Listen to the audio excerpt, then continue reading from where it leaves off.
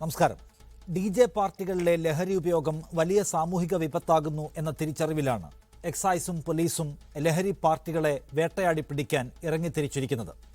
കൊച്ചിയിൽ 3 പേരുടെ മരണത്തിന് കാരണമായ വാഹനാപകടത്തിന് പിന്നിലും പരിധി വിടുന്ന ലഹരി ഭ്രാന്തുണ്ടെന്നാണ് കണ്ടെത്തൽ. ഫോർട്ട് കൊച്ചിയിലെ ഹോട്ടലിൽ റെയ്ഡും സാമഗ്രികൾ പിടിച്ചെടുക്കലുമൊക്കെ നടക്കുന്നു. ഡി ജെകളിലെ ലഹരി ബന്ധം കണ്ടെത്തുന്നതും പിടിക്കപ്പെടുന്നതുമൊന്നും കേരളത്തിൽ ഇതാദ്യമല്ല എന്ന് നമുക്കറിയാം. എന്നാൽ എന്തു സംഭവിച്ചാലും ആദ്യം ഡി ജെ പാർട്ടികളെ തേടി വരികയും അവയെല്ലാം ലഹരി പാർട്ടികളാണെന്ന് ചാപ്പയടിക്കുകയും ചെയ്യുന്നു എന്ന പ്രശ്നം ഡി ജെ ആർട്ടിസ്റ്റുകൾ ഉന്നയിക്കുന്നുണ്ട്. അതിനിടെ സംസ്ഥാനത്ത് 175 ബെബ്കോ ഔട്ട്ലെറ്റുകൾ കൂടി തുറക്കാനൊരുങ്ങുകയാണ് സർക്കാർ. ഇക്കാര്യം ഇന്ന് കോടതിയെ അറിയിച്ചു. മദ്യവർജനമാണ് നയമെന്ന് പ്രഖ്യാപിച്ച ഒരു സർക്കാർ മദ്യം സുലഭമാക്കിയാണോ ആ നയം നടപ്പിലാക്കുന്നത് എന്ന വൈരുദ്ധ്യം നിറഞ്ഞ ചോദ്യം കൂടി ബാക്കിയാവുന്നുണ്ട്. സ്വാഗതം ഫസ്റ്റ് ഡിബേറ്റിലേക്ക്. എന്നോടൊപ്പം ഈ ചർച്ചയിൽ പങ്കെടുക്കാൻ ശ്രീ മുഹമ്മദ് ഷാഫി എക്സൈസ് വിജിലൻസിലെ SP ആണ്, ശ്രീ സാവിയോ ഡി ജെ ആർട്ടിസ്റ്റാണ്, ശ്രീ ജോൺ അരീക്കൽ മദ്യവിരുദ്ധ സമിതിയുടെ പ്രതിനിധി, ശ്രീ റജി ലൂക്കോസ് CPIM സഹയാത്രികൻ, ശ്രീ രാഹുൽ ഈശ്വർ വലതു നിരീക്ഷകൻ എന്നിവരാണ് ഈ ചർച്ചയുടെ ഭാഗമാകുന്നത്. ആദ്യം ശ്രീ മുഹമ്മദ് ഷാഫി, കേരളത്തിൽ ഡി ജെ പാർട്ടികളെക്കുറിച്ച് പൊതുവെ ഒരാക്ഷേപം നിലനിൽക്കുന്നത് അവ മഹാഭൂരിപക്ഷവും ലഹരി ഉപയോഗത്തിനോ ലഹരി കച്ചവടത്തിനോ ഉള്ള മാർഗമായി ഉപയോഗിക്കപ്പെടുന്നു എന്ന നിലയ്ക്കാണ്. സത്യത്തിൽ എക്സൈസ് ഡിപ്പാർട്ട്മെൻറ്റ് ഡി ജെ പാർട്ടികളെ ആകെ ഒരു സംശയദൃഷ്ടിയോടെ കാണുന്നുണ്ടോ? അവയിൽ മഹാഭൂരിപക്ഷവും ലഹരി വിനിമയത്തിന് അല്ലെങ്കിൽ ലഹരി വിൽക്കാനോ ഉപയോഗിക്കാനോ ഉള്ള കേന്ദ്രമാക്കി ഉപയോഗിക്കപ്പെടുന്നുണ്ടോ? നമസ്കാരം. എന്തായാലും ഇങ്ങനൊരു പരിപാടി സംഘടിപ്പിച്ചതിന് ആദ്യമായി തന്നെ പ്രത്യേകിച്ച് ഇപ്പൊ നടന്ന ഒരു ആക്സിഡന്റിന്റെ വെളിച്ചത്തിലാണ് ഇങ്ങനെ ചർച്ച എടുത്തതെന്നാണ് ഞാൻ മനസ്സിലാക്കുന്നത്. ഡി ജെ പാർട്ടികളെ എക്സൈസ് ഡിപ്പാർട്ട്മെന്റ് സംശയത്തോടെ കാണുന്നുണ്ടോ എന്ന് ചോദിച്ചാൽ എക്സൈസ് ഡിപ്പാർട്ട്മെന്റിന്റെ അനുഭവം മിക്കവാറും ഡി ജെ പാർട്ടികളും മയക്കുമരുന്നിന്റെ അല്ലെങ്കിൽ മദ്യത്തിന്റെ ഉപയോഗത്തിലേക്ക് വഴുതി വീഴുന്നു എന്നുള്ളതാണ്. അത് പ്രധാന കാരണം എന്ന് പറഞ്ഞാൽ സാധാരണ ഈ ഡി ജെ പാർട്ടികളുടെ ഒരു രീതി എന്ന് പറഞ്ഞാൽ കുറെ ആളുകൾ ഒരു സ്ഥലത്ത് മിക്കവാറും നല്ല ഹോട്ടലുകളിൽ അല്ലെങ്കിൽ റിസോർട്ടുകളിൽ ഒരുമിച്ച് കൂടുക. എന്നിട്ട് സാധാരണ ഒരു മനുഷ്യന് 70 ഡെസിബൽ വരെയുള്ള സൗണ്ടാണ് സാധാരണഗതിയിൽ ഒരു മനുഷ്യന് സഹിക്കാൻ ഒക്കുക എന്ന് പറയുന്നത്. ഇത് 80-85 ഡെസിബൽ എന്ന് പറഞ്ഞാൽ ഒരു മനുഷ്യനെ അല്ലെങ്കിൽ തന്നെ ഒരു ഹിസ്റ്റീരിയ ലെവലിലേക്ക് കൊണ്ടുവരുന്ന തരത്തിൽ വളരെ ഒരു നല്ല വോളിയത്തിലുള്ള സൗണ്ടിൽ വെച്ച് മ്യൂസിക് ഇടുക. അത് കഴിഞ്ഞിട്ട് അതിനോടൊപ്പം ഡാൻസ് ചെയ്യാനായിട്ട് സൗകര്യം ഉണ്ടാക്കുക. ഇതിനകത്ത് പലപ്പോഴും ഈ പാർട്ടിയിൽ പങ്കെടുക്കാനായിട്ട് പുതിയ ആധുനിക ഇപ്പോഴുള്ള സോഷ്യൽ മീഡിയ പ്ലാറ്റ്ഫോം ഉപയോഗിച്ചുകൊണ്ടാണ് മിക്കവാറും ആളുകളെ സംഘടിപ്പിക്കുന്നതും ആ പാർട്ടികൾ വരുന്നത്. അതിന്റെ ഒരു രഹസ്യ സ്വഭാവം തന്നെ ഇതിനകത്ത് രഹസ്യമായി എന്തൊക്കെയോ കാര്യങ്ങൾ ചെയ്യുന്നു എന്നുള്ളതാണ് സാധാരണഗതിയിൽ ഡി ജെ പാർട്ടിയിൽ ഉണ്ടാകുന്ന മിക്കവാറും കാര്യങ്ങൾ. ഇതിനകത്ത് നമ്മുടെ അനുഭവം മിക്കവാറും ഇതിനകത്ത് വരുന്ന ഒരുപാട് സ്ത്രീകൾ പങ്കെടുക്കാറുണ്ട്. പലപ്പോഴും ഈ ഡി ജെ പാർട്ടികൾ സ്ത്രീകളെ ഇതിനകത്ത് കാരിയറായിട്ടാണ് ഉപയോഗിക്കുന്നത്. അതിനകത്ത് ന്യൂജൻ ആയിട്ടുള്ള ഡ്രഗ്സ് ഉണ്ട്, പുതിയ ഈ ജനറേഷനിൽപ്പെട്ട MDMA പോലെയുള്ള ഡ്രഗ്സ്. ആ MDMA എന്ന് പറയുന്നത് നമ്മളിപ്പോ വെറുതെ ഗൂഗിളിൽ സെർച്ച് ചെയ്യാണ് എന്താണ് MDMA എന്ന് ചോദിച്ചാൽ തന്നെ അതിനകത്ത് പറയുന്നത് തന്നെ it is A psychotropic substances, psychotropic drug primarily used for recreational purposes എന്നാണ് പറയുന്നത്. എന്നിട്ട് ഇതിനകത്ത് പറയുന്ന it gives increased energy as well as pleasure and it will അതിന്റെ എത്ര 3 തൊട്ട് 6 മണിക്കൂർ വരെ നീണ്ടു നിൽക്കുന്ന പ്ലഷർ പ്രാധാന്യം ചെയ്യുമെന്നാണ് വിക്കിപീഡിയ തന്നെ ആളുകളോട് പറഞ്ഞു കൊടുക്കും. അപ്പൊ മിക്കവാറും ഈ പറയുന്ന ഡി ജെ പാർട്ടികളൊക്കെ തന്നെ ഒന്നുകിൽ മദ്യം അല്ലെങ്കിൽ ന്യൂ ജനറേഷൻ, പ്രത്യേകിച്ച് ന്യൂ ജനറേഷൻ മയക്കുമരുന്നുകളിലാണ് പലപ്പോഴും കൊണ്ടുവന്ന് എത്തുന്നത്. അതുകൊണ്ട് തന്നെയാണ് ഞങ്ങളൊരു സംശയ ദൃഷ്ടിയോടെ പലപ്പോഴും നോക്കുന്നത്. നമ്മൾ റെയ്ഡ് ചെയ്യുന്ന മിക്കവാറും ഡി ജെ പാർട്ടികളിലും എന്തെങ്കിലും തരത്തിലുള്ള മയക്കുമരുന്നുകളുടെ സാന്നിധ്യം. പിന്നെ ഒന്നാമത്തെ കാര്യം ഇപ്പോൾ ഉള്ള ഏറ്റവും വലിയ പ്രശ്നം എന്ന് പറഞ്ഞാൽ ഇതിനകത്ത് ഉപയോഗിക്കുന്ന മയക്കുമരുന്നുകൾ എന്ന് പറഞ്ഞാൽ ന്യൂ ജനറേഷൻ മയക്കുമരുന്നുകളാണ്. MDMA, LSDO പോലെയുള്ള ന്യൂ ജനറേഷൻ മയക്കുമരുന്നുകളാണ് കൂടുതൽ ഉപയോഗിക്കുന്നത്. അത്തരം മയക്കുമരുന്നുകളുടെ ഒരു പ്രത്യേകത എന്ന് പറഞ്ഞാൽ അത് ഹൈഡ് ചെയ്യാൻ വളരെ എളുപ്പമാണ്. ഉപയോഗിച്ചാൽ നമുക്ക് തിരിച്ചറിയാൻ വലിയ പ്രയാസമാണ്. അപ്പൊ സ്വാഭാവികമായും ഇത്തരം ഒരുപാട് സൗകര്യങ്ങൾ ഉപയോഗപ്പെടുത്തിക്കൊണ്ട് ഡി ജെ പാർട്ടികൾ പലപ്പോഴും അപകടത്തിലേക്ക് അല്ലെങ്കിൽ ഇത്തരത്തിലുള്ള മയക്കുമരുന്നുകളുടെ ഉപയോഗത്തിലേക്ക് ഡി ജെ പാർട്ടികൾ വഴുതി വിടാറുണ്ട്. അതാണ് ഞങ്ങളൊരു സംശയദൃഷ്ടിയോടുകൂടി ഈ പല ഡി ജെ പാർട്ടികളെ നോക്കുന്നത്. ശരി, ഞാൻ താങ്കളിലേക്ക് ഒന്ന് വരാം. ശ്രീ സാവിയോ ഡിസ്ക് ജോക്കിയാണ്. ശ്രീ സാവിയോ, ഇത് കേൾക്കൂ. അതായത് എക്സൈസ് ഡിപ്പാർട്ട്മെന്റ് അനുഭവം മഹാഭൂരിപക്ഷം ഡി ജെ പാർട്ടികളും ലഹരി ഉപയോഗത്തിലേക്ക് എത്തുന്നുണ്ട് അല്ലെങ്കിൽ ലഹരി കൈമാറ്റത്തിന് വേദിയാകുന്നുണ്ട് എന്നതാണ്. നമുക്കറിയാമല്ലോ, അമ്മാതിരി നിരവധി കേസുകളും നമ്മുടെ മുൻപിലുണ്ട്. പോലീസോ എക്സൈസോ കണ്ടെത്തിയിട്ടുള്ള കേസുകൾ. അതുകൊണ്ട് സ്വാഭാവികമായും ഒരു സംശയദൃഷ്ടി അതിന്മേൽ വരും. നിയമം ലംഘിച്ചുകൊണ്ടും അല്ലെങ്കിൽ എല്ലാ പരിധികളും ലംഘിച്ചുകൊണ്ടും നടക്കുന്ന പാർട്ടികളെക്കുറിച്ച് നമുക്ക് അറിവുള്ളതുമാണ്. അതുകൊണ്ട് അതിന്മേൽ പോലീസ് നടത്തുന്ന ഒരു നിരീക്ഷണത്തെ നിങ്ങളൊരു മഹാപാതകമായി കാണുന്നുണ്ടോ?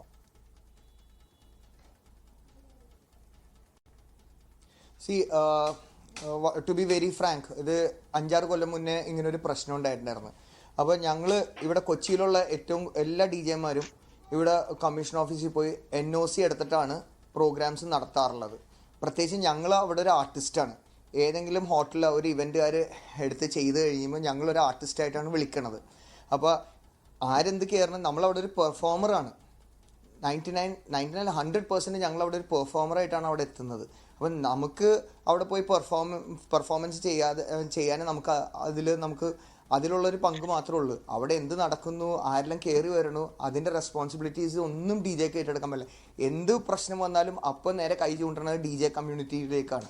ഓഫ്കോഴ്സ് 6-7 കൊല്ലം മുന്നേ ഒന്നും DJ പാർട്ടിയിൽ ഒരു പ്രശ്നം ഉണ്ടായിരുന്നില്ല. ഈ പുറത്ത് കുറച്ച് ആർട്ടിസ്റ്റുകൾ വന്നു തുടങ്ങിയ പിന്നെയാണ് ഈ ഒരു ഇഷ്യൂസ് ഇവിടെ വന്ന് തുടങ്ങിയെന്ന് ഞങ്ങളുടെ നിരീക്ഷണം. അതുകൂടാതെ ഈ ഒരു DJ പാർട്ടീനേക്കാളും എത്രയോ ഭയാനകമായിട്ട് എന്തോരം പാർട്ടീസ് ഉണ്ട്, എന്തോരം സ്ഥലത്ത് നിന്ന് ഡ്രഗ്സ് പൊക്കുന്നു. ഇപ്പോൾ ഈ ഒരു ലോക്ക്ഡൗൺ സമയത്ത് എന്തോരം ഡ്രഗ്സും എന്തോരം നാർക്കോട്ടിക്സും ഇവിടെ നിന്ന് എടുത്തു. അത് DJ പാർട്ടികളിൽ കൂടിയല്ല. അപ്പോൾ എന്ത് പരിപാടി ഉണ്ടെങ്കിലും നേരെ DJമാരെയാണ് കുറ്റപ്പെടുത്തുന്നത്. ഞാനത് ഒരു അനുഭവസ്ഥമാണ്. ബിക്കോസ് ഞാൻ എൻ്റെ മകള് ഒരു സ്കൂളിൽ പഠിച്ചുകൊണ്ടിരുന്ന സമയത്ത് 11th പഠിച്ചുകൊണ്ടിരുന്ന സമയത്ത് അവിടെ ഒരു ക്യാമ്പയിൻ ഉണ്ടായിരുന്നു, ഡ്രഗ്സ് എങ്ങനെയാണ് എവിടെ നിന്നാണ് കയറി വരണം എന്നുള്ളത്. അവരപ്പോൾ പറഞ്ഞത് ഡ്രഗ്സ് കയറി വരുന്നത് DJ പാർട്ടികളിലൂടെയാണെന്ന് പറഞ്ഞത്. എൻ്റെ മോള് അവിടെ പഠിച്ചുകൊണ്ടിരിക്കണമായിരുന്നു. പിന്നെ ബാക്കിയെല്ലാ പിള്ളേരും പുള്ളിക്കാരത്തിനെ അറ്റാക്ക് ചെയ്ത് ചോദിച്ചു, ഡ്രഗ്സ് ഇനി എടുക്കുകയാണെങ്കിൽ എന്തോരം വേറെ സ്ഥലത്തേക്ക് പോകേണ്ട കാര്യമില്ല, നിങ്ങളുടെ വീട്ടിലേക്ക് അല്ലെങ്കിൽ ഡാഡി എടുത്ത് വന്നാൽ മതിയല്ല എന്നുള്ളത്. അങ്ങനെ മെൻ്റലി ഹറാസ്മെൻ്റ് ആയിരുന്നു പുള്ളിക്കാരത്തി കിട്ടിക്കൊണ്ടെന്ന് വെച്ചത്. അപ്പോൾ ഈ ഒരു പ്രശ്നം വന്നേ പിന്നെ ഞങ്ങളുടെ കമ്മ്യൂണിറ്റിക്കും ഭയങ്കര ഇഷ്യൂ ആണ്. എന്തോരം പേര് ഇതും കൊണ്ട് കഴിഞ്ഞുകൂടുണ്ടെന്നറിയോ. എനിക്ക് സ്റ്റാഫുണ്ട്, ലൈറ്റ് ആൻഡ് സൗണ്ടിലെ സ്റ്റാഫുണ്ട്. അപ്പോൾ ഇൻഡയറക്ട്ലി ആണ് ഇത് ഞങ്ങളുടെ കമ്മ്യൂണിറ്റിയിലേക്ക് വരണം. നമ്മളവർ അവിടെ ഒരു ആർട്ടിസ്റ്റ് ആണെന്ന് മാത്രമേ ഉള്ളൂ. സോ അപ്പോൾ ഞങ്ങൾ കമ്മീഷൻ ഓഫീസിൽ പോയിട്ട് ഇങ്ങനെ ഒരു സംഭവം കൊടുത്തിട്ടുണ്ട്. അപ്പോൾ ഞാൻ പറയണത്, നമ്മളൊരു പ്രോഗ്രാം നടത്തുമ്പോൾ അതിൻ്റെ ഒരു NOC, കമ്മീഷനിൽ ഒരു NOC വെക്കണം. പിന്നെ അവിടെ എക്സൈസിന്റെ SP പറയുന്നത് അവരുടെ അനുഭവം മറിച്ചാണ്. അവര് ഇതുവരെ DJ പാർട്ടികൾ നടത്തിയിട്ടുള്ള പരിശോധനകളിൽ മഹാഭൂരിപക്ഷവും ഇത്തരം നിയമവിരുദ്ധ ഏർപ്പാടുകൾ പിടിക്കപ്പെട്ടിട്ടുണ്ട്. അത് വാർത്തകളായി നമ്മുടെ മുൻപിൽ വരികയും ചെയ്തിട്ടുണ്ട്. വെറുതെ പറയല്ല എന്നറിയാം. ശരിയാണ്, ഒരു DJ ആർട്ടിസ്റ്റ് എന്ന നിലയ്ക്ക് നിങ്ങൾക്ക് അതിനകത്ത് നേരിട്ട് ഉത്തരവാദിത്വം ഉണ്ടോ ഇല്ലയോ എന്നുള്ളത് വേറെ കാര്യം. പക്ഷെ അത്തരം പാർട്ടികൾക്കകത്ത് ഇതൊരു പ്രധാനപ്പെട്ട വേദിയാക്കി മാറ്റപ്പെടുന്നു എന്ന പ്രശ്നം വന്നാൽ എക്സൈസിനും പോലീസിനും ഇടപെടാതെ പറ്റുമോ? ഇല്ല.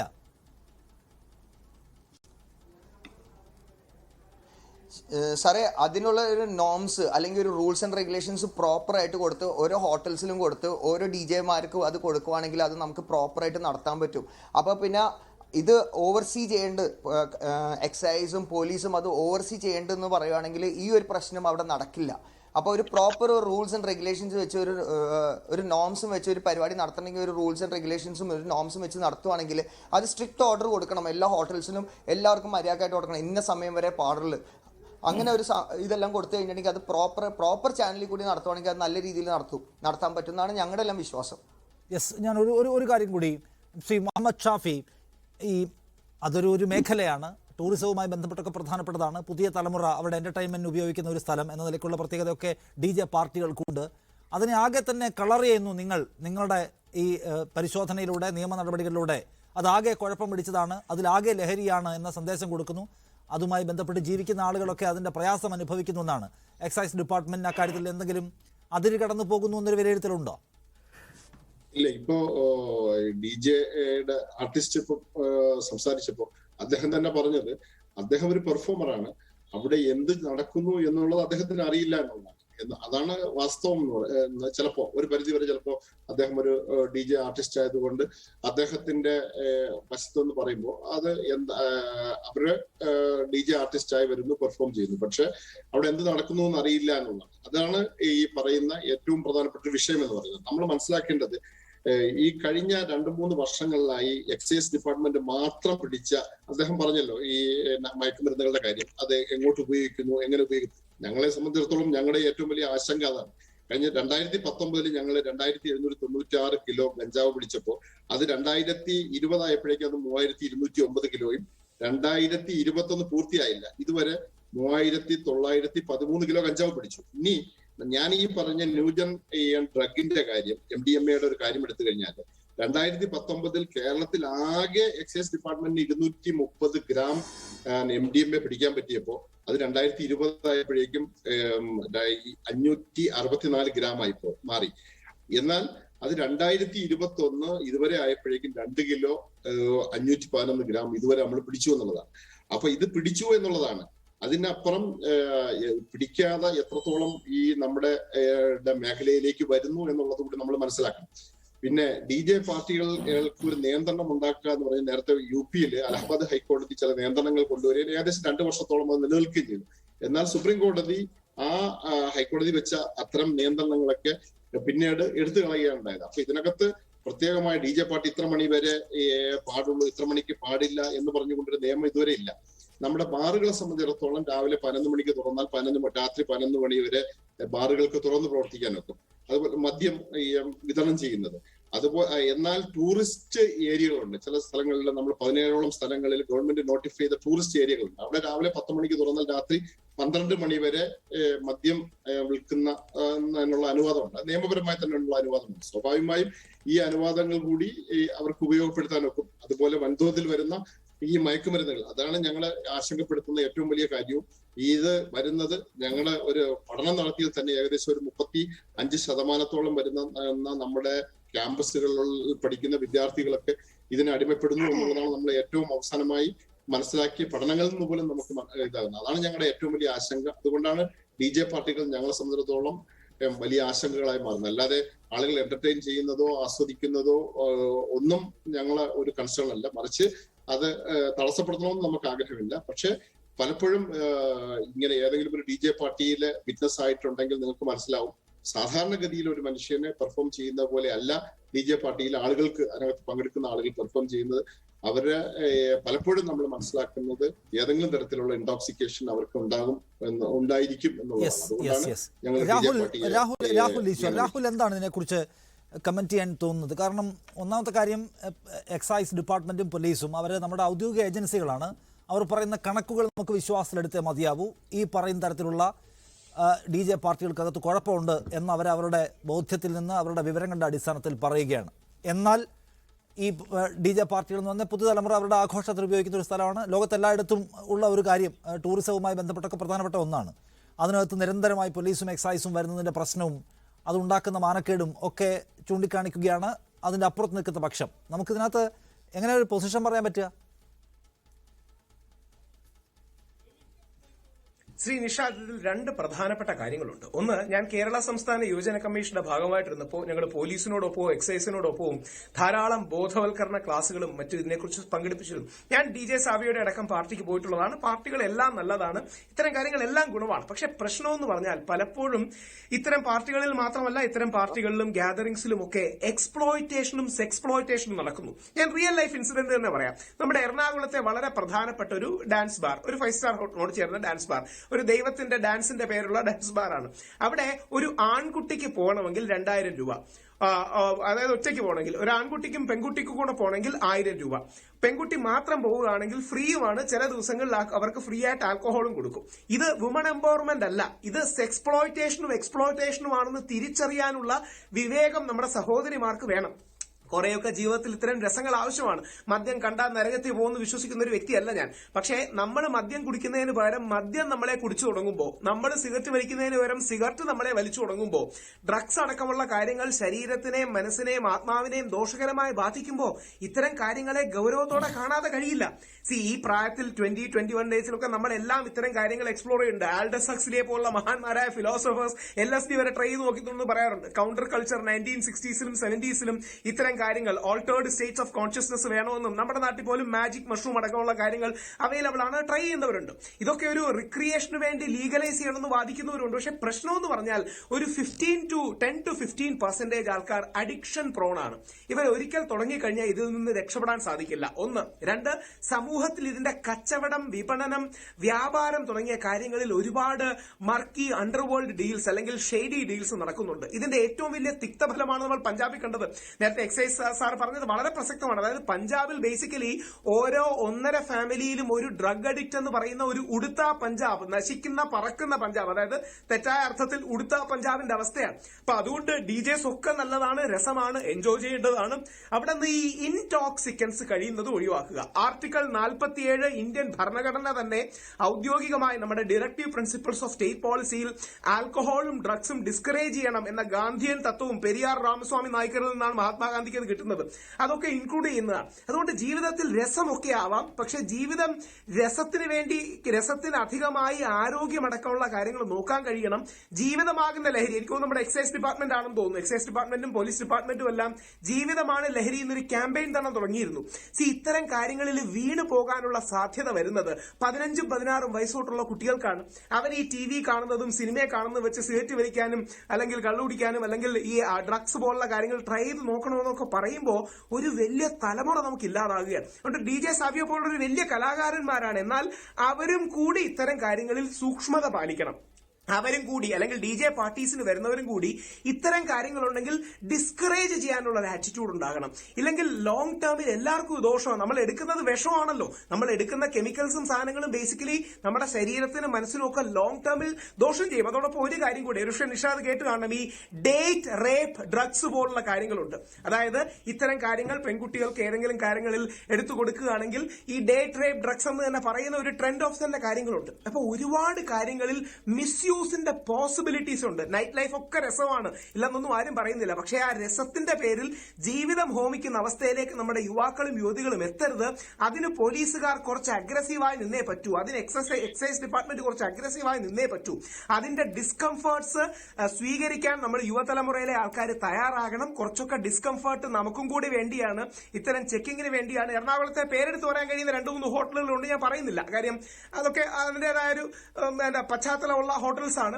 അപ്പൊ അവിടെയൊക്കെ ഇത്തരം കാര്യങ്ങൾ നെഗറ്റീവ്ലി എൻകറേജ് ചെയ്യുന്നത് ജീവിതം ആസ്വദിക്കാനല്ല, നമ്മളെ വെച്ച് മുതലാക്കാനാണ്, എക്സ്പ്ലോയിറ്റ് ചെയ്യാനാണെന്നുള്ളൊരു തിരിച്ചറിവ് വേണം. യെസ്, അതാണ് മധ്യവിരുദ്ധ സമിതിയുടെ പ്രതിനിധി ജോൺ അരീക്കലിനോടൊപ്പം. ജോൺ അരീക്കൽ, നോക്കൂ, ഇതിനകത്ത് സംസ്ഥാനത്തെ ലഹരി വിരുദ്ധ പ്രവർത്തനങ്ങൾ, നിയമവിരുദ്ധമായി നടക്കുന്ന സംഗതികൾ, അവയ്ക്കെതിരെ നമ്മുടെ ഏജൻസികൾ നടത്തുന്ന പ്രവർത്തനങ്ങൾ, അവയ്ക്കെതിരെ സർക്കാർ സ്വീകരിക്കുന്ന ശക്തമായ നിലപാട്, അക്കാര്യത്തിൽ നിങ്ങൾ തൃപ്തരാണോ എന്നതാണ് എൻ്റെ ആദ്യത്തെ ചോദ്യം. നമുക്ക് വിശദമായി വേറൊരു വിഷയത്തിലേക്ക് വരേണ്ടതുണ്ട്. അതിനു മുമ്പ് ഞാൻ ചോദിക്കുന്നത്, ഈ കാര്യത്തിൽ നടത്തുന്ന ഇപ്പോൾ ഒരു വിമർശനം അതിനകത്തുള്ളത് ടൂറിസം പോലുള്ള സംഗതികൾക്ക് പരിക്ക് പറ്റരുത് എന്ന് വിചാരിച്ച് വളരെ പരിമിതമായാണ് ഏജൻസികൾ ഇടപെടുന്നത് എന്ന് വിമർശിക്കുന്നവരുണ്ട്. സത്യത്തിൽ അങ്ങനെ ഒരു പ്രശ്നം കൂടി ഇതിനകത്തുണ്ടോ? സർക്കാരിനെ പറ്റിയാണ് ചോദിച്ച ഒരു ചോദ്യം. മദ്യവർജനം എന്ന് പറഞ്ഞ് തുടങ്ങിയിട്ട് ഇപ്പോൾ ഉണ്ടായിരിക്കുന്ന സാഹചര്യം നമുക്കറിയാം.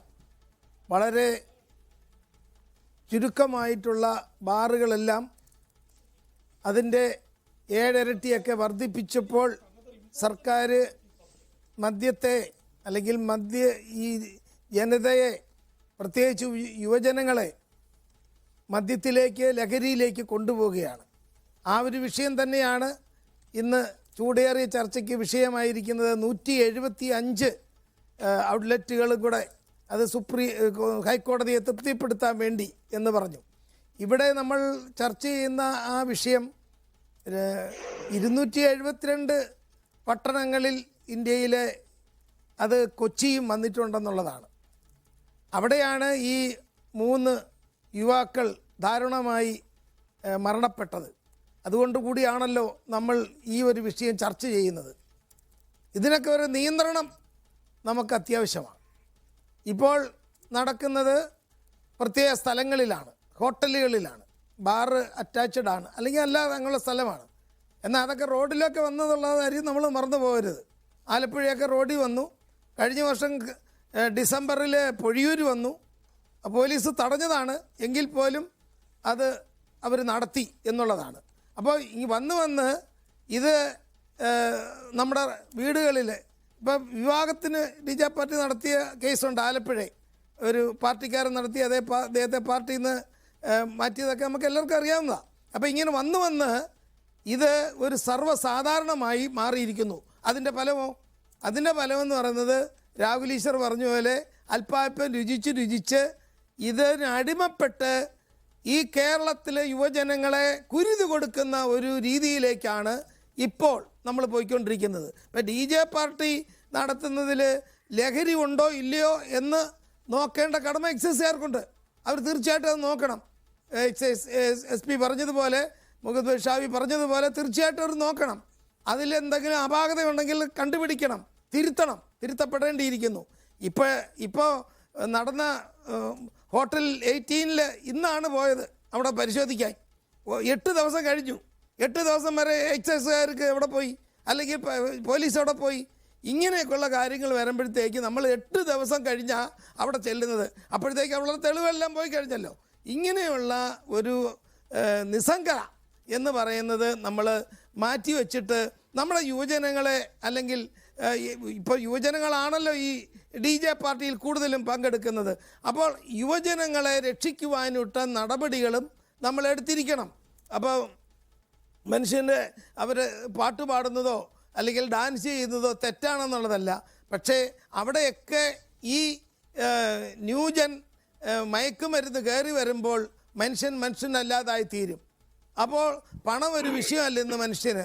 അപ്പോൾ ഈ പണം കൊടുത്ത് ലഹരി വാങ്ങിച്ച് നശിച്ചുകൊണ്ടിരിക്കുന്ന അല്ലെങ്കിൽ ആത്മഹത്യയിലേക്ക് പോകുന്ന മാനസിക രോഗിയായി തീർന്ന അനേകം ആളുകളുണ്ട് എന്നുള്ള കാര്യം ഈ സർക്കാർ മറന്നു പോരുത്. അതുകൊണ്ട് സർക്കാരിനെ ഇത് ബോധ്യപ്പെടുത്തേണ്ട. അപ്പോൾ എവിടെയായാലും ഇവിടെ നമ്മൾ DJ പാർട്ടി മാത്രമല്ല, നമ്മളിപ്പോൾ പിന്നെ പബ്ബുകളുണ്ടെങ്കിൽ IT കമ്പനിക്കാർ വരൂ എന്നൊക്കെ പറയുന്ന ഈ വരട്ടിനായും ഒക്കെ ആളുകൾക്ക് നന്നായിട്ടത് മനസ്സിലാകും. എന്തുകൊണ്ടാണ്, എവിടെയാണ് ഇതിൻ്റെ അപാകതയെന്നും മനസ്സിലാകും. അതുകൊണ്ട് പണം കിട്ടാൻ വേണ്ടി എന്തും ചെയ്ത് നമ്മുടെ യുവജനങ്ങളെ, നമ്മുടെ കേരളത്തെ നശിപ്പിക്കരുത് എന്നുള്ളതാണ് എനിക്ക് പറയാനുള്ളത്. ശ്രീ റെജി ലൂക്കോസ് CPIM സഹയാത്രികനോടൊപ്പം. ശ്രീ റെജി ലൂക്കോസ്, മദ്യവർജനമാണ് LDF മുന്നോട്ട് വെച്ചിട്ടുള്ള മദ്യത്തെക്കുറിച്ചുള്ള നയം. ആ നയം പറഞ്ഞാണ് കഴിഞ്ഞ തവണ ആദ്യം അധികാരത്തിൽ വന്നത് നമുക്കറിയാം. ആ നയം ഇപ്പോഴും തിരുത്തിയതായി അറിയില്ല. എന്നിട്ട് പക്ഷേ 175 ഔട്ട്ലെറ്റുകൾ ഇപ്പോൾ കൂട്ടാൻ പോകുന്നുവെന്നാണ് ഹൈക്കോടതിയിൽ അറിയിച്ചിട്ടുള്ളത്. ബാറുകളുടെ കാര്യത്തിലും സർക്കാർ സ്വീകരിക്കുന്ന സമീപനം എന്താണെന്ന് നമുക്കറിയാം. അപ്പോൾ നിങ്ങൾ ഈ ലിക്വർ ഫ്ലോ കൂട്ടിക്കൊണ്ട് എങ്ങനെയാണ് മദ്യവർജനം എന്ന നയം നടപ്പിലാക്കുക? നിഷാദെ, ഒരു പരിഷ്കൃത സമൂഹത്തിൽ നമ്മൾ ആദ്യം മനസ്സിലാക്കേണ്ടത് മദ്യം അല്ലെങ്കിൽ പോലെയുള്ള മനുഷ്യന്റെ ആവശ്യം അല്ല, ഞാൻ എല്ലാവരുടെ ആവശ്യമൊന്നും പറയുന്നില്ല, ലഹരി പദാർത്ഥം അത് മദ്യത്തിന്റെ മാത്രം കാറ്റഗറിയിൽ ഞാൻ പറയണേ. അവിടെ വളരെ അപൂർവമായ സ്ഥലങ്ങളിൽ മാത്രം ഇത് വിൽപ്പന നടത്തിയിട്ടുണ്ടെങ്കിൽ ഇതിനോടുള്ള ആർത്തി കൂടും, ഇതിനോടുള്ള മനുഷ്യന്റെ ഭ്രമം വർദ്ധിക്കും, ഇത് കിട്ടാൻ വരുമ്പോഴുണ്ടാകുന്ന പ്രശ്നങ്ങളെല്ലാം വർദ്ധിക്കും. ഒരു പരിഷ്കൃത സമൂഹത്തിൽ കണ്ടുവരുന്നത്, ഞാൻ ഒരുപാട് സ്ഥലങ്ങളിലൊക്കെ യാത്ര ചെയ്യുന്ന ഒരാളാണ്, അവിടെ എല്ലാം കണ്ടുവരുന്നത് ഈ മദ്യത്തിന്റെ ലഭ്യത വളരെ സുലഭമാക്കുക, സൂപ്പർ മാർക്കറ്റിലേക്ക് നല്ല മദ്യങ്ങൾ കൊടുക്കുക. അപ്പോൾ 2 ഗുണങ്ങളാണ്. അപ്പൊ ഈ ഇതിനോടുള്ള ഒരു ആസക്തി, ഇത് കിട്ടാതെ കിട്ടും എന്ന് ഏതൊരു വസ്തുവും നമുക്ക് പ്രാപ്യമാകുമ്പോൾ അതിനോടുള്ള ആസക്തി കുറയും. തന്നെയുമല്ല, നല്ല മദ്യം മനുഷ്യന് സപ്ലൈ ചെയ്യുമ്പോൾ സ്വാഭാവികമായിട്ടും ഈ പറയുന്ന ഞാനെന്ത് പൂർത്തിരിക്കട്ടെ, ഈ പറയുന്ന രീതിയിലുള്ള മനുഷ്യന്റെ മറ്റു രീതിയിലുള്ള പ്രശ്നങ്ങളിൽ നമുക്ക് മോചനം വരും. അപ്പൊ അതുകൊണ്ട് തന്നെയുമല്ല, സംസ്ഥാനത്തെ ഹൈക്കോടതി തന്നെ ഈ അടുത്ത നാളിൽ തന്നെ ഒരു അഭിപ്രായപ്പെട്ടിരുന്നത്, എന്തുകൊണ്ടാണ് ജനങ്ങളെ വഴിയിലില്ല എന്ന് നിർത്തി മദ്യം വിൽക്കുന്നത്, കൂടുതൽ ഔട്ട്ലെറ്റുകൾ തുറന്നുകൂടുന്നത് ഹൈക്കോടതി പറഞ്ഞിരുന്നു. എനിക്ക് പ്രധാനപ്പെട്ട ഒരു കാര്യം ഇതിനകത്ത് ചർച്ച ഞാൻ ഇത്രയും കേട്ടിരിക്കുകയായിരുന്നു. ബഹുമാനപ്പെട്ട മുഹമ്മദ് ഷാഫി എക്സൈസിന്റെ SP ആണെന്ന് എനിക്ക് തോന്നുന്നു. അദ്ദേഹം പറഞ്ഞതിനോട് എനിക്കൊരു വിയോജിപ്പുണ്ട്. അതായത് അദ്ദേഹം ഒരു ഗവൺമെന്റ് ഉദ്യോഗസ്ഥനുണ്ടെന്നുള്ള നിലയ്ക്ക് അദ്ദേഹം ചില നിയന്ത്രണങ്ങൾ ഈ സംസാരത്തിൽ പാലിക്കേണ്ടതായിരുന്നു. DJ പാർട്ടികളെല്ലാം ഞങ്ങൾ സംശയത്തോടെ കാണുന്നത്, അവിടെയെല്ലാം മയക്കുമരുന്ന് വ്യാപനത്തിന്റെ സാധ്യതകൾ കൂടുതലാണെന്നൊക്കെ അദ്ദേഹം തന്ന മെസ്സേജ് അത് സർക്കാർ പോളിസിയാണെന്നുള്ള അദ്ദേഹം വെളിപ്പെടുത്തണം. രണ്ടാമത്, ഈ DJ പാർട്ടികൾ എന്ന് പറയുന്ന മുഴുവൻ സ്ഥലങ്ങളിൽ ലഹരി മരുന്നിന്റെ വ്യാപനമാണെന്ന് അങ്ങേക്ക് എവിടുന്ന വിവരം കിട്ടിയത്? ഇവിടെ അതല്ലാതെ എവിടെയെല്ലാം നടക്കുന്നുണ്ട്. അങ്ങനെയാണെങ്കിൽ നിങ്ങളുടെ ഡിപ്പാർട്ട്മെന്റ് കർശനമായ നടപടികൾ സ്വീകരിക്കുക. നിങ്ങൾ മനസ്സിലാക്കണം, ലോകം മുഴുവനും മനുഷ്യന്റെ ആസ്വാദനത്തിന് വേണ്ടിയിട്ടുള്ള വേദികളുണ്ട്. അവിടെയെല്ലാം ലഹരി മരുന്നുകളോ അല്ലെങ്കിൽ ഈ പറയുന്ന മദ്യങ്ങളോ അമിതമായിട്ടുണ്ടെങ്കിൽ നിങ്ങൾക്ക് നിയന്ത്രിക്കാം. പക്ഷേ വിനോദസഞ്ചാര വികസനത്തിന് ഒരു ഗ്ലോബൽ റീച്ചിലേക്ക് പാടുപെട്ടുകൊണ്ടിരിക്കുന്ന സംസ്ഥാന സർക്കാരിന്റെ ഈ പ്രവർത്തനങ്ങൾക്ക് വലിയ രീതിയിലുള്ള ഒരു ആഘാതമാണ് ഇത്തരം നിരീക്ഷണങ്ങൾ. കാരണം ലോകത്തിൽ എവിടെയും ഇരിക്കുന്ന മനുഷ്യരുടെ അടുത്ത് കൊടുക്കുന്ന മെസ്സേജ് എന്താ? കേരളം എന്ന് പറയുന്ന സ്ഥലമുണ്ടെന്ന് അവിടെ പോയിട്ടുണ്ട്, പാർട്ടികളിലൊന്നും പങ്കെടുക്കരുത്, അവിടെയെല്ലാം ലഹരി മരുന്നുകളാണെന്നൊക്കെ ഉള്ളത് ഒരു ഉദ്യോഗസ്ഥൻ തന്നെ ഈ ചാനലിൽ ഇരുന്ന് പറയാന്ന് പറഞ്ഞാൽ എത്ര നിർഭാഗ്യകരമാണ്. ഉദ്യോഗസ്ഥർ സംസാരിക്കുന്നത് ഡേറ്റയെ മുൻനിർത്തിയല്ലേ ശ്രീ റെജി ലൂക്കോസ്? അല്ല, ഡേറ്റയൊക്കെ അവിടെ നിൽക്കട്ടെ. അങ്ങനെയാണെന്നുണ്ടെങ്കിൽ കേരളത്തിലെ DJ പാർട്ടികൾ നടത്തുന്നിടത്ത് മുഴുവനും ലഹരി മരുന്ന് വ്യാപനമാണോ?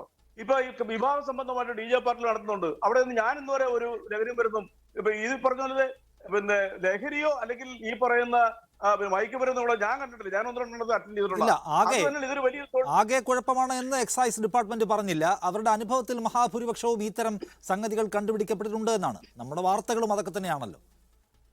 ഞാന് നിഷാദ് ചർച്ചയിൽ വളരെ ഉത്തരവാദിത്തോടെ സംസാരിക്കുന്ന ഒരാളാണ്. ഞാൻ എന്റെ ജീവിതത്തിൽ ഇന്നുവരെ മയക്കുമരുന്ന് സാധനം കണ്ടിട്ട് പോലുമില്ല.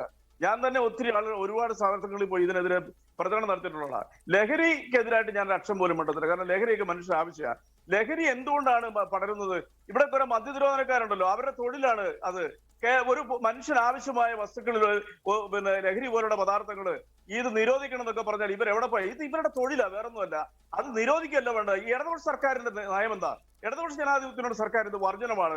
അതിനു വേണ്ടിയിട്ടുള്ള കൗൺസിലിങ്ങുകള്, അതിന്റെ പ്രചരണങ്ങള് ഇതൊക്കെ നൽകിക്കൊണ്ടിരിക്കുന്നത്. അതാണ് ഒരു സമൂഹത്തിൽ കൊടുക്കാനുള്ള. ഒരു ദിവസം നേരം എടുത്തു ഇതങ്ങ് നിരോധിക്കരുത്. നിരോധിച്ചിട്ടുണ്ടെങ്കിൽ നമുക്കറിയാം, AK ആന്റണി ചാരായം നിരോധിച്ചപ്പോഴല്ലേ ഇവിടെ ഏറ്റവും കൂടുതൽ വ്യാജമദ്യങ്ങൾ ഉത്പാദിപ്പിച്ചുകൊണ്ടിരുന്നത്. അങ്ങനെ ഒരു സമൂഹമായിട്ട് നമുക്ക് മാറാൻ പറ്റുമോ? ഈ കോവിഡ് കാലത്ത് പോലും കേരളം കണ്ടതല്ലേ, ഓരോ വീടുകളിലും ഈ പറയുന്ന രീതിയിൽ മദ്യം നിർമ്മിച്ചുകൊണ്ടിരിക്കുകയായിരുന്നു. അപ്പൊ നമ്മൾ മനസ്സിലാക്കേണ്ട ഒരു വസ്തുത കേരളത്തിൽ. പിന്നെ ഈ DJ യിലേക്ക് വരാം. അദ്ദേഹം പറഞ്ഞതിനെ കുറിച്ച് ഞാൻ പറയാം. DJ പാർട്ടികൾ എന്ന് പറയുന്ന ഒരു പ്രൊഫഷണൽ ആയിട്ടുള്ള ഒരു എന്റർടൈൻമെന്റ് പ്രോഗ്രാമാണ്. അത് വളരെ എക്സ്പേർട്ട് ആയിട്ടുള്ള DJ പാർട്ടികളിൽ അതിൽ ആങ്കർ ചെയ്യുന്നവരും അതിൽ ഡാൻസ് ചെയ്യുന്നവരും ഇതെല്ലാം മനുഷ്യൻ എന്റർടൈൻമെന്റുകളാണ്. ഇപ്പൊ നമ്മുടെ ബാംഗ്ലൂർ പോകും. ബാംഗ്ലൂർ എന്തെല്ലാം ഇപ്പോൾ ഡിസ്കോത്തിക്കുണ്ട്, അവിടെ പബ്ബുകളുണ്ട്, അവിടെ എന്തെല്ലാം രീതിയിലുള്ള വിനോദങ്ങളുണ്ട്. അപ്പൊ നമ്മുടെ മലയാളികൾ തന്നെ നിരവധി പേര് അവിടെ ഉണ്ട്. ലക്ഷക്കണക്കിന് ആളുകൾ അത്തരം സെന്ററുകളിൽ ജോലി ചെയ്യുന്നുണ്ട്. അവരെല്ലാം മയക്കുമരുന്നിന് അടിമകളാണോ?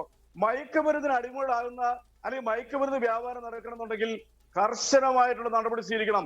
ഇടതുപക്ഷ ജനാധിപത്യത്തിനുള്ള സർക്കാർ അതിന് ഏറ്റവും കൂടുതൽ തെളിവാണ്. എത്രയോ ഉന്നതമായിട്ടുള്ള റെയ്ഡുകൾ നടത്തിയിട്ടുണ്ട്. ഇപ്പൊ വാഗമൺ എന്ന് പറയുന്ന സ്ഥലത്ത് 52 അംഗങ്ങളടക്കുന്ന സ്ത്രീ പുരുഷന്മാരെ ഈ പറയുന്ന പോലീസ് എക്സൈസ് ഉണ്ടെന്ന് എനിക്കറിയത്തില്ല, അവര് പിടിച്ചു. അതും കൂടാണ്ട് തന്നെ പല സ്ഥലങ്ങളിൽ ഇതിനെ പിടിക്കുന്നുണ്ട്. അതുകൊണ്ട് DJ പാർട്ടികളിൽ മാത്രമല്ല, DJ പാർട്ടിയെ പോലുള്ള ഇതുപോലുള്ള വിനോദ പരിപാടികളൊക്കെ നമുക്ക് ആവശ്യമാണ്. ഇവിടെ രാഹുൽ അതിനെക്കുറിച്ച് പറഞ്ഞല്ലോ. പക്ഷെ ലഹരി മരുന്ന് അത് തടയേണ്ടത് തന്നെയാണ്. ലഹരി മരുന്നിലൂടെ നമ്മുടെ ഒരു തലമുറ തന്നെ നശിച്ചുകൊണ്ടിരിക്കുന്നു. ലോകവ്യാപകമായിട്ട് തന്നെ ലഹരി ഞാൻ ആദ്യം ചോദിച്ച ചോദ്യത്തിലേക്ക് നമുക്ക് ശരിയായി വന്നിട്ടില്ല എങ്കിലും ഞാൻ ആ പോയിന്റ് ഒന്ന് തിരിച്ചു ചോദിച്ചിട്ട് വരാം.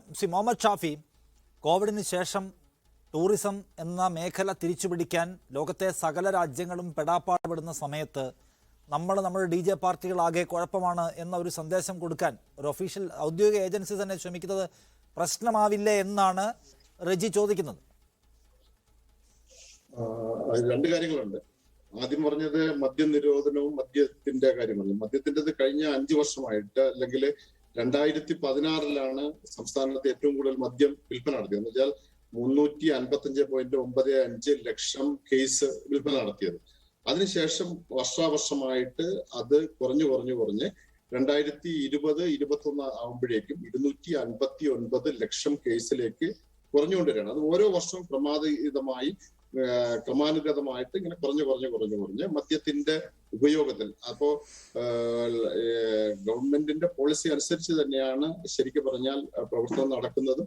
അതൊരു എൻഫോഴ്സ്മെന്റ് പ്രവർത്തനങ്ങളുടെ ഭാഗമായി നമ്മൾ വ്യാജമായ മദ്യം ഒക്കെ തടയുകയും ഒക്കെ ചെയ്ത് കഴിഞ്ഞ 2015 ഏറ്റവും കൂടുതൽ 2015-16 വർഷമാണ് 355.95 ലക്ഷം കേസ് വിൽപ്പന നടക്കുന്നത്. അതിനുശേഷം ക്രമാനുഗതമായിട്ട് കുറഞ്ഞ് ഇപ്പോ 2020-21 ഇതുവരെ 259.9 ലക്ഷം കേസ് മദ്യമാണ് വിൽപ്പന നടത്തിയത്. എന്ന് വെച്ചാൽ മദ്യവർജനം എന്ന് പറയുന്ന ഗവൺമെന്റ് പോളിസി ഫലവത്താകുന്നുണ്ട് എന്ന് വിശദീകരിക്കുകയാണ് താങ്കൾ എന്നാണ് ഞാൻ മനസ്സിലാക്കുന്നത്. കാരണം അത്രയും ഗവൺമെന്റ് നടത്തുന്ന ഞങ്ങൾ വിമുക്തി പോലെയുള്ള മിഷൻ അനുസരിച്ചിട്ട് സ്കൂളിൽ നടത്തുന്ന, കോളേജിൽ നടത്തുന്ന, പൊതുജനങ്ങളുടെ ഇടയിൽ നടത്തുന്ന ഇടപെടലുകളിലൂടെ മദ്യത്തിന്റെ ഉപയോഗം എന്ന് പറഞ്ഞാൽ ഗവൺമെന്റിന്റെ നമ്മുടെ ബ്യൂക്കോ വഴി വിൽക്കുന്ന മദ്യത്തിന്റെ കണക്കാണ്. അതനുസരിച്ചിട്ട് കഴിഞ്ഞ 2016 മുതൽ 21 വരെയുള്ള കണക്ക് ഓരോ വർഷവും ക്രമാനുഗതമായിട്ട് കുറഞ്ഞ് ഇപ്പോ ഇപ്പോ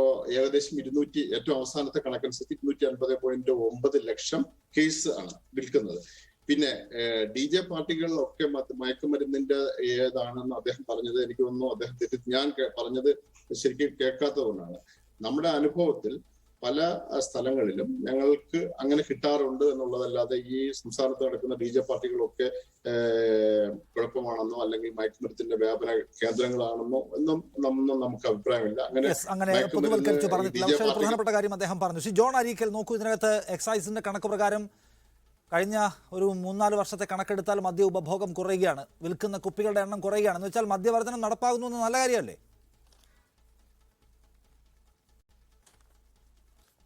കഴിഞ്ഞ 3 മാസമായിട്ട് നമ്മൾ കാണുന്ന ചെറിയൊരു കണക്ക് എക്സൈസ് SP പറഞ്ഞതുപോലെ ഞാനും പറയാൻ ആഗ്രഹിക്കുകയാണ്. കഴിഞ്ഞ 3 മാസം കൊണ്ട് 4000 കോടി രൂപയുടെ മയക്കുമരുന്നാണ് ഇവിടെ പിടിച്ചത്. 368 കേസുകളാണ് പിടിച്ചത്. കഴിഞ്ഞ ഏപ്രിൽ 3000 കോടി രൂപയുടെ മയക്കുമരുന്നാണ് കടലിൽ മീൻ പിടിക്കാൻ പോയ ബോട്ടിൽ നിന്ന് പിടിച്ചെടുത്തത്. അതുപോലെ തന്നെ നാർക്കോട്ടിക് കൺട്രോൾ ബ്യൂറോ തന്നെ ഈ കാര്യങ്ങളെല്ലാം നമ്മൾക്ക് മാധ്യമങ്ങൾ ഉൾപ്പെടെ പ്രസ്താവിച്ചിട്ടുള്ളതാണ്. അപ്പോൾ ഈ ഒരു വശത്ത് കുറേ നമ്മുടെ ഭാഷയിൽ പറഞ്ഞാൽ മദ്യക്കുപ്പികളുടെ എണ്ണം കുറഞ്ഞപ്പോൾ ഇപ്പോൾ എന്തായി? ഇപ്പോൾ 4 ഇരട്ടി അല്ല 100 ഇരട്ടി വേറൊരു സ്ഥലത്തേക്ക് ഉയർന്നിരിക്കുകയാണ്.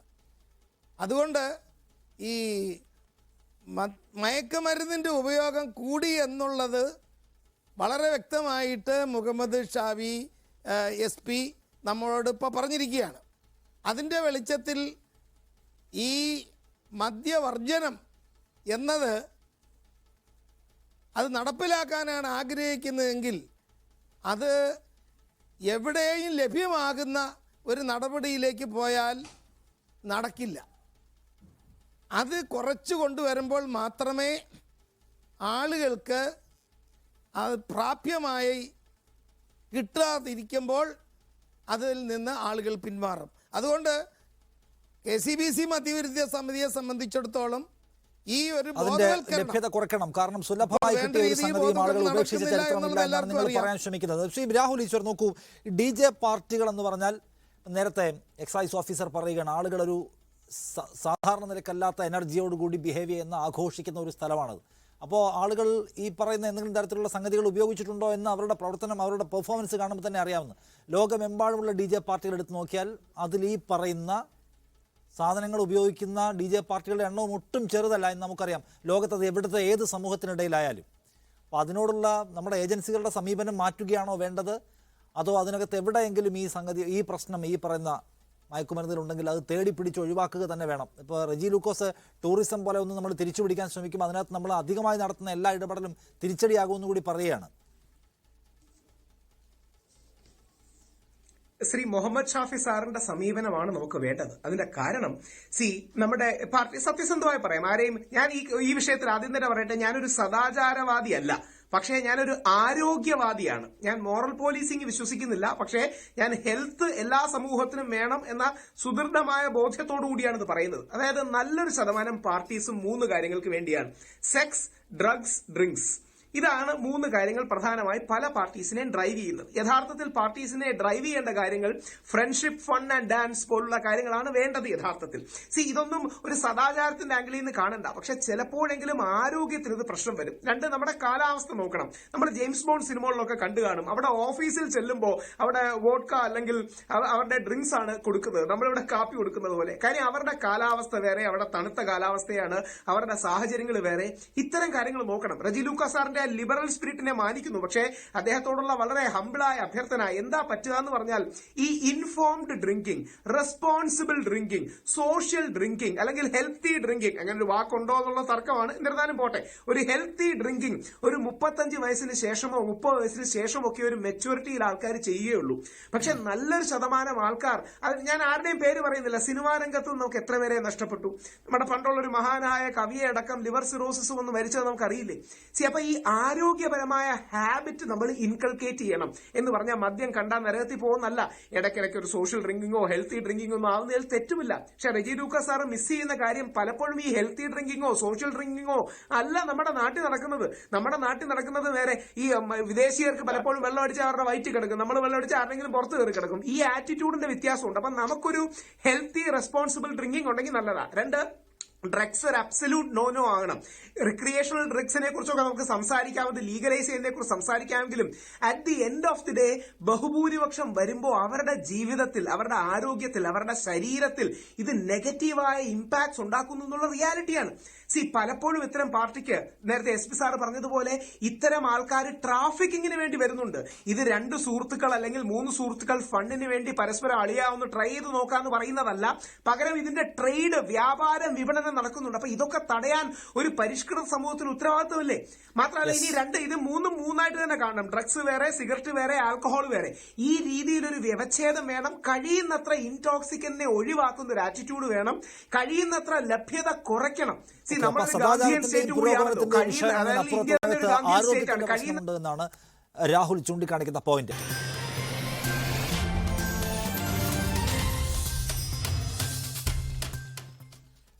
വീണ്ടും സാവിയോനോടൊപ്പം തുടരുന്നു. സാവിയോ, ഈ കേരളത്തിലെ സാഹചര്യത്തിൽ നേരത്തെ റെജി ലൂക്കോസ് നമ്മൾ ഈ ടൂറിസവുമായി ബന്ധപ്പെട്ടൊക്കെ ഇപ്പോൾ കുറച്ചുകൂടി ഉദാര സമീപനം വേണമെന്ന അഭിപ്രായം പങ്കുവെക്കുന്ന ആളാണ്.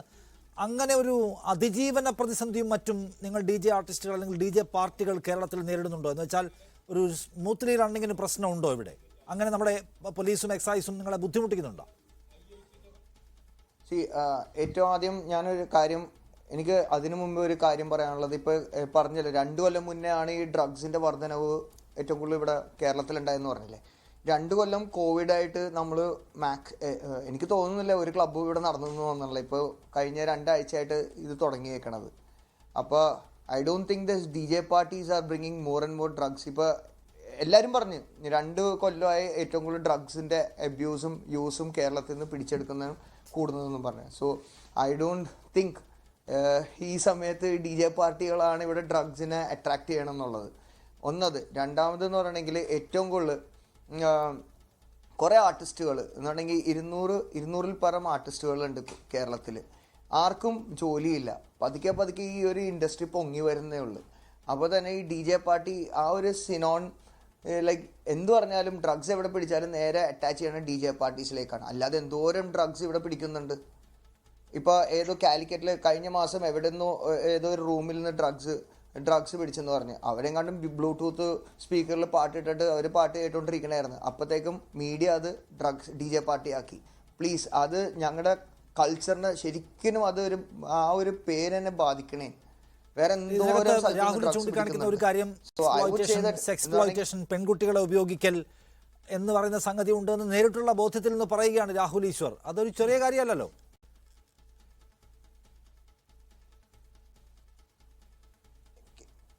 ശരിയാണ് സാറേ. എന്ന് പറഞ്ഞാൽ ഞങ്ങൾ അവിടെ ഒരു ആർട്ടിസ്റ്റാണ്. DJ എന്ന് പറഞ്ഞൊരു ആർട്ടിസ്റ്റാണ് അവിടെ നിൽക്കണം. ഞങ്ങൾക്ക് എന്ത് ഒരു കുറ്റം ചെയ്യണ ഒരാൾ എന്ത് ചെയ്യണത് കണ്ടാലും ഞങ്ങളത് എന്ത് പറഞ്ഞാലും ഞങ്ങൾ ചെയ്യണ ഒരു പാർട്ടി അല്ലെങ്കിൽ ഞങ്ങൾ പെർഫോം ചെയ്യണ പാർട്ടി ഞങ്ങൾ നശിപ്പിക്കാൻ നോക്കുക. ഞങ്ങളത് ഒരു കാരണവശാലും ഇല്ല.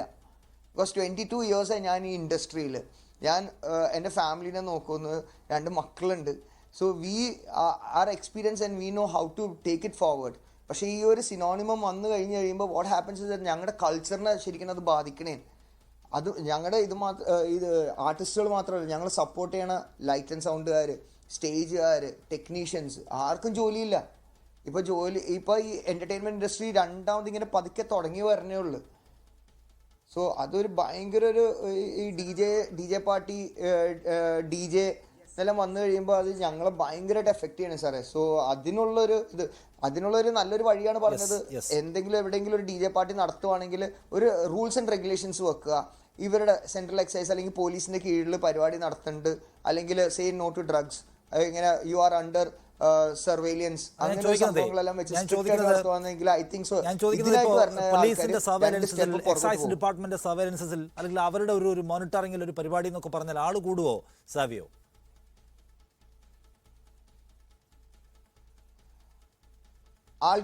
പോസിറ്റീവായിട്ട് എടുക്കുന്ന ആൾക്കാർ വരും അവിടെ. ഏറ്റവും കൂടുതൽ നല്ല ക്രൗഡ് ഇപ്പോൾ വരാത്ത ഏറ്റവും പ്രശ്നം അവിടെ അവർ സേഫാണ് ഇല്ല സേഫ് അല്ല എന്നുള്ളൊരു ചിന്തപ്പാടിലാണ് നല്ല ക്രൗഡ് ഇവിടെ വരാത്തത്. That is what I have seen. നല്ല സേഫ് പാർട്ടി ആണെങ്കിൽ ഐ തിങ്ക് സോ നല്ല ക്രൗഡ് കൊച്ചിയിൽ നല്ല നൈറ്റ് ലൈഫ് 6-7 കൊല്ലം മുന്നേ ഉണ്ടായിരുന്ന ആ സെയിം ക്രൗഡ് തിരിച്ചു വരും. ഐ തിങ്ക് സോ നല്ല അഭിപ്രായമാണ് സാവിയ പങ്കുവെക്കുന്നത്. റെജി ലൂക്കോസ് ഇവിടെ നേരത്തെ മദ്യവിരുദ്ധ സമിതിയുടെ പ്രതിനിധി പറയുകയാണ് സർക്കാർ പറഞ്ഞ വാക്ക് പാലിക്കുന്നില്ല എന്ന്. ഞങ്ങൾ തുറക്കുന്നത് ബാറുകളല്ല സ്കൂളുകളാണ് എന്നൊക്കെയായിരുന്നു നിങ്ങളുടെ പരസ്യവാചകം. അതാണ് KPSCയിലൂടെ നമ്മൾ പറയുകയും ചെയ്തത്. പക്ഷേ സംഗതി ആകെ മാറുകയും നിങ്ങൾ നിരന്തരമായി ഈ ഇതെല്ലാം തുറന്നു കൊടുക്കുകയും ചെയ്യുകയാണ്. അപ്പോൾ ഈ ഫ്ലോ കൂട്ടിക്കൊണ്ട് ആളുകളെ ഇതിൽ നിന്ന് വിമുക്തരാക്കാം എന്ന് പറയുന്ന ലോജിക്ക് പെട്ടെന്ന് പിടികിട്ടുന്ന ഒന്നല്ല. കുറച്ചുകൂടി ശാസ്ത്രീയമായി പറയാമോ താങ്കൾ? അല്ല, തീർച്ചയായിട്ടും ആ മദ്യനിരോധന പ്രവർത്തകർ ഈ ചർച്ചയിൽ പറഞ്ഞൊരു ഗൗരവമായ ഒരു കാര്യമുണ്ട്.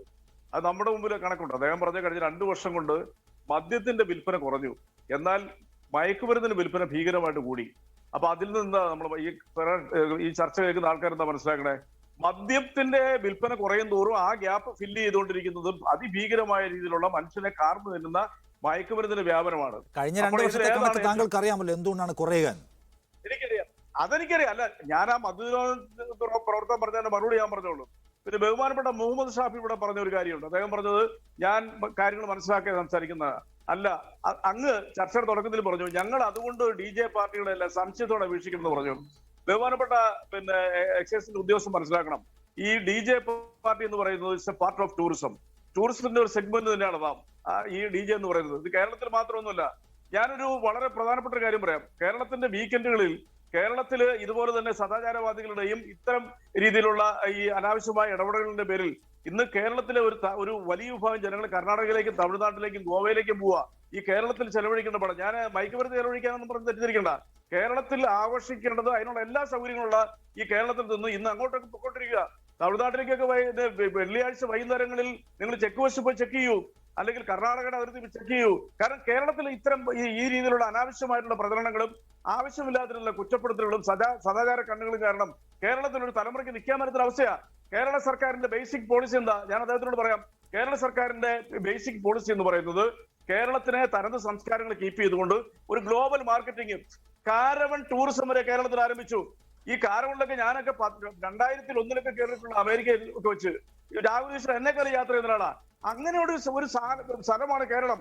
നാളെ ഏതെങ്കിലും ഒരു കാരവണിൽ ഒരു മയക്കുമരുന്ന് പിടിച്ചു കഴിഞ്ഞാൽ കാരവൺ ടൂറിസം മുഴുവൻ നിർത്തിക്കളയെന്ന് പറയാൻ പറ്റുമോ? നിർത്തമെന്ന് പറഞ്ഞില്ലല്ലോ സുരജി ലൂക്കോസ്. അപ്പോ കുറെ കേസുകൾ പിടിച്ചാൽ ഈ പറയുന്ന DJകളെ സംശയത്തോടെ നോക്കുക, മുന്നറിയിപ്പ് കൊടുക്കുക, മുൻകരുതൽ എടുക്കുക എന്നതൊക്കെ ഒരു സർക്കാർ ഏജൻസിയുടെ പണിയല്ലേ? അത് സർക്കാർ ഏജൻസിയുടെ ഉത്തരവാദിത്തമാണെന്ന് അത് അവർ നിറവേറ്റണം. ഞങ്ങളൊക്കെ അതിന് പിന്തുണച്ചുകൊണ്ടാണ് ഈ ചാനലിലൊക്കെ ഇരിക്കുന്നത്. പക്ഷേ DJ എന്ന് പറയുന്നത് എന്താണ്? ഈ DJ എന്ന് പറയുന്നത് ഞാൻ അദ്ദേഹത്തിന് പഠിപ്പിക്കാനൊന്നും പോകുന്നത്, ഞാൻ അദ്ദേഹത്തിനോടല്ല ഇത് പറയുന്നത്. DJ പാർട്ടി എന്ന് പറയുന്നത് അതിനകത്ത് എന്റർടൈൻ ചെയ്യുന്ന അതിന്റെ ലീഡ് ചെയ്യുന്ന ആർട്ടിസ്റ്റുകളൊക്കെ വെൽ എഡ്യൂക്കേറ്റഡ് ആയിട്ടുള്ള വളരെ മാനേജ് കീപ്പ് ചെയ്യുന്ന ചെറുപ്പക്കാരാ. അവരുടെ അത്തരം താവളങ്ങളിലെല്ലാം മയക്കുമരുന്നാണ്. അതുകൊണ്ട് ഞങ്ങള് സംശയത്തിലൂടെ വീക്ഷിക്കണം എന്ന് പറഞ്ഞ ബഹുമാനപ്പെട്ട എക്സൈസ് ഉദ്യോഗസ്ഥൻ അങ്ങ് മനസ്സിലാക്കണം. കേരളത്തിലേക്കുള്ള ആളുകളുടെ വരവ് കുറയും. കേരളത്തിലേക്കുള്ള മലയാളികൾ പോലും വിദേശത്ത് വരാൻ പഠിക്കും. ഇവിടെ വന്ന എല്ലാം മയക്കുമരുന്നാണ് ഈ DJ എന്നൊക്കെ പറഞ്ഞാൽ. അങ്ങനെയല്ല. ഇത്ര ഏതെങ്കിലും DJ പാർട്ടിയിൽ ഇങ്ങനെ ഒരു മയക്കുമരുന്ന് ഉണ്ടെങ്കിൽ നിങ്ങൾ കർശനമായിട്ട് നിലപാടെടുക്കണം. അപ്പൊ അതിനെ പൊതുവൽക്കരിക്കരുത്, ആകെ കളർ ചെയ്യാൻ പാടില്ല എന്നതാണ് റെജി ലൂക്കോസിന്റെ പോയിന്റ്. ശ്രീ മുഹമ്മദ് ഷാഫി നേരത്തെ സാവിയോ പോലും ചൂണ്ടിക്കാണിച്ചത് ഇനിയിപ്പോൾ എക്സൈസ് ഡിപ്പാർട്ട്മെന്റിന് അക്കാര്യത്തിൽ ഒരു സംശയമുണ്ട് എങ്കിൽ നിങ്ങളുടെ മോണിറ്ററിംഗിൽ നിങ്ങളുടെ സർവൈലൻസസിൽ നിങ്ങൾ പറയുന്ന എല്ലാ പാരാമീറ്റേഴ്സും പാലിച്ചുകൊണ്ട് പാർട്ടികൾ നടക്കട്ടെ എന്ന നിലയ്ക്ക് ഒരു ക്രമീകരണം നിങ്ങൾ ഉണ്ടാക്കണം. കേരളത്തിൽ എന്തായാലും നമുക്കൊന്നും ഇപ്പോൾ നിയമപരമാക്കിയിട്ടില്ല, ഈ പറഞ്ഞ സംഗതി ഒന്നും ഉപയോഗിക്കാൻ കഴിയില്ല. അപ്പോൾ അതൊക്കെ ഉപയോഗിച്ചാൽ നിങ്ങൾക്ക് ഇടപെടുകയും പിടിക്കുകയും പോലീസ് കേസെടുക്കുകയൊക്കെ ചെയ്യേണ്ടി വരും. അപ്പോൾ അത് ഉണ്ടാവാതിരിക്കാനും ടൂറിസം സ്മൂത്ത് ആവാനും നിങ്ങളൊരു ഗൈഡ് ലൈൻ ഉണ്ടാക്കുക, നിങ്ങളൊരു സിസ്റ്റം, ഒരു മെക്കാനിസം ഉണ്ടാക്കുക എന്നാണ് അവർ പറയുന്നത്. അത് പ്രായോഗികമായ സംഗതിയാണോ? ഇതിനകത്ത് 2 കാര്യങ്ങളുണ്ട്. ഒന്ന് സാവിയ പറഞ്ഞത് വളരെ പ്രധാനപ്പെട്ട ഒരു കാര്യമാണ്. ഇതിനകത്തൊരു ഇങ്ങനെ മയക്കുമരുന്നിന് ഒരു ഉപയോഗം ഉണ്ടാകാതെ നോക്കണം എന്നുള്ളത്. അതുപോലെ തന്നെ റജി സാർ പറഞ്ഞത് അത് 100% ഞാൻ മുകളിലേക്ക് എടുത്തുകൊണ്ട് തന്നെ പറയുന്നത് നമ്മളെ എക്സൈസ് ഡിപ്പാർട്ട്മെന്റ് സാധാരണഗതിയിൽ ഇതൊരു കേരളത്തിനെ സംബന്ധിച്ചിടത്തോളം എന്ത് കാര്യം ചെയ്താലും മീഡിയ അറ്റൻഷൻ, മീഡിയ സ്കൂട്ടനി ഒക്കെ നടക്കുന്ന ഒരു സ്ഥലമാണ്. അപ്പോ എത്ര DJ പാർട്ടിയെ നമ്മുടെ ഉദ്യോഗസ്ഥന്മാർ പോലീസോ എക്സൈസോ പോയി അലങ്കോലപ്പെടുത്തി അല്ലെങ്കിൽ നമ്മൾ പോയി റെയ്ഡ് നടത്തി എന്നുള്ളത് നമ്മളുടെ കണക്ക് എല്ലാ ആളുകളുടെ കയ്യിലുണ്ട്. നമ്മെ സംബന്ധിച്ചിടത്തോളം അത്രയും ഇൻഫർമേഷൻ കിട്ടി അതിനകത്ത് ഒരു ഡീകോയി ഓപ്പറേഷൻ നടത്തി അങ്ങനെ ഒരു അവിടെ മയക്കുമരുന്നിന്റെ വിപണനം നടക്കുന്നു എന്ന് പറയുന്നത് അല്ലാതെ ഇവിടെ ഒരുപാട് DJ പാർട്ടികൾ നടക്കുന്നത് നമുക്കറിയാം. അവിടെ എങ്ങും പരിശോധിക്കാൻ പോകാറില്ല. മറിച്ച് ഏതെങ്കിലും ഒരു DJ പാർട്ടി നടക്കുന്നിടത്ത് ഉദ്യോഗസ്ഥന്മാർ പരിശോധിക്കുകയാണെങ്കിൽ അത് 100% അത് മോണിറ്റർ ചെയ്ത് അതൊരു ഡീകോയി വെച്ച് വെരിഫൈ ചെയ്ത് അതിനുശേഷം മാത്രമേ. അപ്പൊ അതുകൊണ്ട് ഒരു പൊതുവൽക്കരിച്ചുകൊണ്ട് എല്ലാ DJ പാർട്ടികളും മയക്കുമരുന്നിന്റെ ഇൻഫ്ലുവൻസ് നടക്കുന്നു എന്നുള്ളതല്ല ഞാൻ പറഞ്ഞത്, അല്ലെങ്കിൽ അങ്ങനെ ഉദ്ദേശിച്ചുമല്ല പറഞ്ഞത്. മറിച്ച് ഞങ്ങൾ പിടിച്ചിരിക്കുന്ന DJ പാർട്ടികളൊക്കെ സ്വാഭാവികമായും അത്തരം ഇൻഫർമേഷന്റെ അറിവിന്റെ അടിസ്ഥാനത്തിലാണ് നമ്മൾ ചെയ്യുന്നത്. അത് മാത്രമല്ല, അത്രയും എൻഫോഴ്സ്മെന്റ് ഞങ്ങളുടെ ആ എൻഫോഴ്സ്മെന്റ് വർദ്ധിപ്പിച്ചതിന്റെ ഫലമാണ്. ഇപ്പൊ കേരളത്തിൽ നേരത്തെ മയക്കുമരുന്ന് വന്നില്ല, അല്ലെങ്കിൽ നേരത്തെ മയക്കുമരുന്നുകളൊന്നും ഉണ്ടായിരുന്നില്ല, മറിച്ച് ഇപ്പോഴാണ് മയക്കുമരുന്നുകളുടെ വ്യാപനം കൂടിയത് എന്നൊരു വിശ്വാസമൊന്നും ഞങ്ങൾക്കില്ല. ഞങ്ങളുടെ എൻഫോഴ്സ്മെന്റിന്റെ എഫക്റ്റീവ്നെസ് കൊണ്ടാണ് 2 വർഷം മുമ്പ് 2019 2796 കിലോ പിടിച്ചെങ്കിൽ അത് 3913 കിലോ ഗഞ്ചാവ് നമുക്ക് ഈ വർഷം പിടിക്കാൻ പറ്റിയെങ്കിൽ അത് ഞങ്ങളുടെ ഉദ്യോഗസ്ഥന്മാരുടെ കഴിവ് കൊണ്ടാണ്, അവരുടെ എൻഫോഴ്സ്മെന്റിന്റെ ശക്തി കൊണ്ടാണ് എന്നാണ് ഞാൻ വിശ്വസിക്കുന്നത്. യെസ്, അപ്പോൾ DJ പാർട്ടികളെ ആകെ തന്നെ കുഴപ്പം പിടിച്ച ഒന്ന് എന്ന നിലയ്ക്ക് കളർ ചെയ്യാനോ ആ നിലയ്ക്ക് അവതരിപ്പിക്കാനോ ആരും ആഗ്രഹിക്കുന്നില്ല. ഈ ചർച്ചയ്ക്കും അങ്ങനെ ഒരു ഉദ്ദേശമില്ല. പക്ഷേ നിയമവിരുദ്ധമായ സംഗതികൾ ഉണ്ടായാൽ ഇടപെടാതിരിക്കാൻ കഴിയില്ല. അവ എന്തായാലും നമ്മുടെ ആരോഗ്യവുമായി ബന്ധപ്പെട്ട കാര്യമാണ്, പുരോഗമനത്തിലേക്ക് അപ്പുറം. അതുകൊണ്ട് തന്നെ അതിനോട് നമുക്ക് പിന്തുണയ്ക്കാനും കഴിയില്ല. അപ്പോൾ ഇതിനെല്ലാം കൂടെ നല്ലൊരു മാർഗ്ഗം ഉണ്ടാവട്ടെ, എല്ലാവരുടെയും സഹകരണം ഉണ്ടാവട്ടെ എന്നാണ് പ്രതീക്ഷിക്കാൻ കഴിയുക. എനിക്ക് അവസാനിപ്പിക്കാൻ സമയമായതുകൊണ്ട് ഒന്ന് ഇടപെടുന്നു. നന്ദി ശ്രീ മുഹമ്മദ് ഷാഫി, ഒപ്പം രാഹുൽ ഈശ്വർ, റെജി ലൂക്കോസ്, ശ്രീ ജോൺ, ഒപ്പം ശ്രീ സാവിയോ ഈ ചർച്ചയുടെ ഭാഗമായി നിങ്ങളുടെ അഭിപ്രായങ്ങൾ, നിലപാടുകൾ പങ്കുവച്ചതിന്